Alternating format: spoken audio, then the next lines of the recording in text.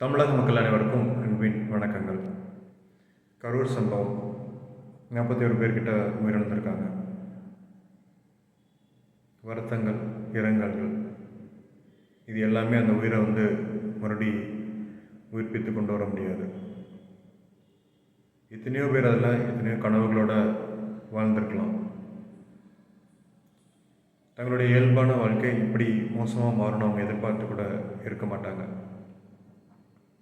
இருந்தாலும் இப்படிப்பட்ட ஒரு சூழலுக்கு என்ன காரணம், யாரை குற்றம் சாட்டலாம் அப்படின்றதெல்லாம் தவிர்த்துட்டு எனக்கு இருக்கிற ஒரே ஒரு கேள்வி, மக்கள் சேவைக்காக தானே அரசியல் தலைவர்கள் எல்லாரும் இருக்கிறீங்க.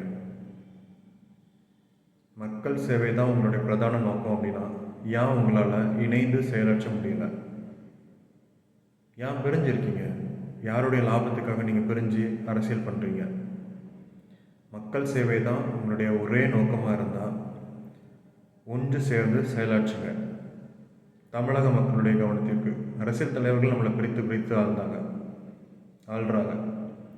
அன்னைக்கு ஆங்கிலேயருடைய ஆட்சி காலத்தில் டிவைட் அண்ட் கான்கர் அப்படின்ற ஒரு இதை பயன்படுத்தினாங்க.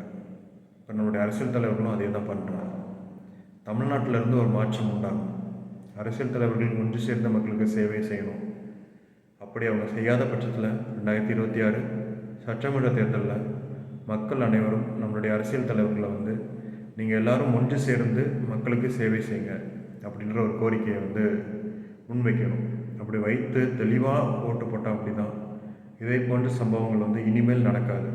தெளிவாக புரிந்து கொள்ளுங்கள். புரிந்து செயலாற்ற வேண்டிய கடமை தமிழக மக்கள் மத்தியில் இருக்கிறது. ஸோ மிகப்பெரிய ஒரு மாற்றத்தை தமிழ்நாட்டிலேருந்து நம்ம தொடங்கணும். ஸோ அதற்குரிய நேரம் இது. ஸோ விழிப்புணர்வு அடைங்க. சத்தியத்தால் அனைவரையும் இணைப்போம். சத்தியத்தால் பல காரியங்களை செய்து முடிப்போம். சத்தியமே வெல்லும், வாய்மையே வெல்லும் அப்படின்றது தமிழக முத்திரையில் மட்டும் வைத்திருந்தால் போதாது. அது அனைத்து இடங்களிலும் அது பதிக்கப்படும். நன்றி.